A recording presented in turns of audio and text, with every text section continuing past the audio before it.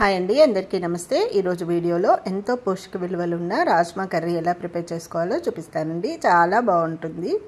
నేనైతే ఇక్కడ పూరీకి ఈ కాంబినేషన్లో కర్రీ చేసి చూపిస్తానండి. ఇది రైస్లోకి కానీ చపాతీలోకి కానీ చాలా బాగుంటుంది. ఎలా ప్రిపేర్ చేసుకోవాలో ఇప్పుడు చూద్దామండి. రాజ్మాలో చాలా రకాలు ఉంటాయండి. నేను ఇక్కడ పొడుగ్గా ఉన్న బీన్స్ని తీసుకున్నానండి. వీటిని ఇలా నీట్గా శుభ్రంగా కడుక్కొని నైట్ అంతా నానబెట్టుకోవాలండి. మార్నింగ్ వరకు చక్కగా నానిపోతాయి. ఇలా మార్నింగ్ మన టిఫిన్ పూరీలోకి ఈ కర్రీని ప్రిపేర్ చేసుకోవచ్చు. చూడండి, ఇవి చక్కగా ఇక్కడ నానిపోయాయి. నేనైతే కుక్కర్లో వేసుకుంటున్నానండి.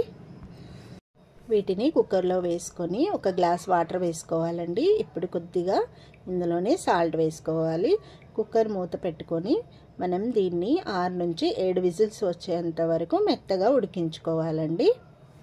ఇప్పుడు మనం ఈ బీన్స్ ఉడికేలోపు పూరి పిండిని కలుపుకుందామండి. ఈ పిండిని మెత్తగా కలుపుకోవాలి. నేనైతే ఇక్కడ 2 కప్స్ పిండి తీసుకొని కొద్దిగా సాల్ట్ వేసుకొని కొద్దిగా వాటర్ వేసుకుంటూ మెత్తగా కలుపుకుంటున్నానండి.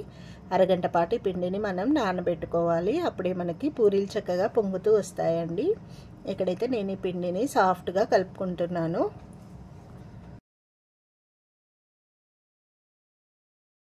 చూడండి, పిండిని ఈ విధంగా సాఫ్ట్గా కలుపుకోవాలండి.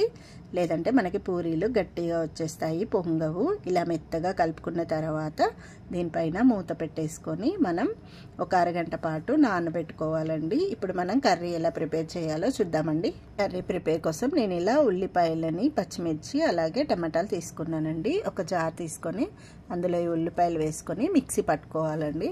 అప్పుడు మన కర్రీ మంచి గ్రేవీలా వస్తుంది. ఇప్పుడు స్టవ్ ఆన్ చేసుకొని ఒక ప్యాన్ పెట్టుకోవాలండి. అందులో ఆయిల్ వేసుకొని కొద్దిగా ఇలాచి, లవంగ, పట్ట అలాగే ఒక బిర్యానీ ఆకు వేసుకోవాలండి. ఇప్పుడు మనం ఇలా ఉల్లిపాయని పేస్ట్ చేసుకొని ఇందులో వేసుకోవాలి. అలాగే పచ్చిమిర్చి కూడా వేసుకొని ఆయిల్లో బాగా ఫ్రై చేసుకోవాలండి. ఒక 3 టమాటాలను తీసుకొని ఇలా చిన్నగా కట్ చేసుకొని జార్లో వేసుకోవాలండి. వీటిని కూడా చక్కగా మెత్తగా మిక్సీ పట్టుకోవాలి. ఈ టమాటాలను కూడా మెత్తగా పేస్ట్ లాగా చేసుకొని పక్కన పెట్టుకోవాలండి. ఇప్పుడు మనకి ఆనియన్ పేస్ట్ అంతా కొద్దిగా మగ్గింది కదండి. అందులోనే కొద్దిగా పసుపు, 1 స్పూన్ అల్లం వేసుకోవాలండి. వేసుకొని బాగా ఫ్రై చేసుకోవాలి ఆయిల్లో. చూడండి, ఇలా ఫ్రై అయిన తర్వాత మనం మిక్సీ పట్టుకున్న ఈ టమాటా పేస్ట్ని కూడా అందులో వేసుకొని మీడియం ఫ్లేమ్లో బాగా ఫ్రై చేసుకోవాలండి. అప్పుడే మనకి పచ్చివాసన లేకుండా ఉంటుంది. చూడండి, ఇదంతా బాగా మగ్గిన తర్వాత ఇప్పుడు 1 స్పూన్ కారం వేసుకోవాలండి. మీరు కారం ఎక్కువ తినాలనుకుంటే కొద్దిగా ఎక్కువగా యాడ్ చేసుకోవచ్చు. ఇప్పుడు ఇందులోనే మనం కొద్దిగా ధనియాల పొడి, రుచికి సరిపడా ఉప్పు వేసుకోవాలండి. ఇప్పుడు ఇదంతా ఒకసారి బాగా కలుపుకోవాలి. ఇదంతా కొద్దిగా ఫ్రై అయిన తర్వాత మనం ఇప్పుడు ఈ బీన్స్ చక్కగా మెత్తగా ఉడికింది కదండి. చూడండి, ఇలా ఉడికితే సరిపోతుంది. మన చక్కగా మెత్తగా ఉడికితేనే ఈ కర్రీ మంచి టేస్ట్ వస్తుందండి. ఇలా ఉడికిన తర్వాత వాటర్తో సహా ఈ బీన్స్ అంతా ఇందులో వేసేసుకోవాలండి. ఇప్పుడు ఇదంతా బాగా ఒకసారి కలుపుకోవాలి. ఇది చక్కగా చిక్కపడితే మనకు కర్రీ మంచిగా వస్తుందండి.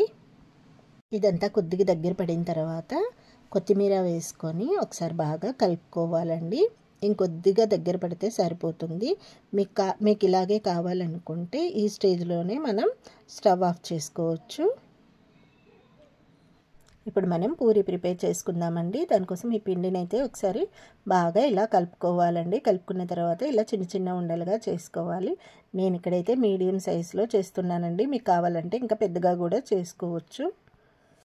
ఇప్పుడు ఒక్కొక్క పిండి ముద్దను తీసుకుంటూ ఇలా చిన్నగా ఒత్తుకుంటే సరిపోతుందండి. పిండి వేసుకుంటూ చూడండి, చక్కగా రౌండ్గా వచ్చేసాయి. ఇలాగే పిండంతా పూరీలా ఒత్తేసుకుంటే సరిపోతుందండి.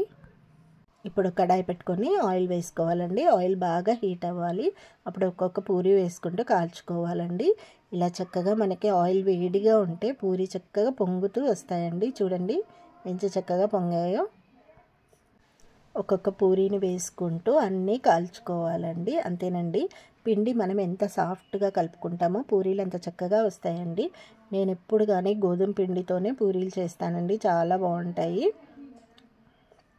మనకి ఎప్పుడు తినాలన్నా ఇలా అప్పటికప్పుడు మనం పూరీలు ప్రిపేర్ చేసుకోవచ్చండి. చాలా బాగా వస్తాయి. చూడండి మన కర్రీ అయితే ప్రిపేర్ అయిపోయింది. ఇప్పుడు స్టవ్ ఆఫ్ చేసుకొని ఈ కర్రీని ఒక చిన్న బౌల్లోకి తీసుకుందామండి. ఎప్పుడు మనం పూరీలకి ఆలు కర్రీ కానీ శనగపిండి కర్రీ కానీ ప్రిపేర్ చేస్తూ ఉంటాము. ఒకసారి ఇలా రాజ్మాతో ప్రిపేర్ చేసి చూడండి. కర్రీ చాలా బాగుంటుంది, డిఫరెంట్గా కూడా ఉంటుంది. ఇలా కర్రీ అంతా ఒక బౌల్లోకి తీసుకొని పైన కొత్తిమీరతో గార్నిష్ చేసుకుంటే చాలా బాగుంటుంది. మీకు ఈ వీడియో నచ్చినట్టయితే ఒక లైక్ చేయండి. అలాగే తప్పకుండా ఈ కర్రీని ప్రిపేర్ చేసుకోండి. ఒకసారి మీకు ఎలా వచ్చిందో నాకు కామెంట్ చేయండి. అలాగే మంచి మంచి వీడియోస్ కోసం నా ఛానల్ని సబ్స్క్రైబ్ చేసుకోండి. Thank you for watching.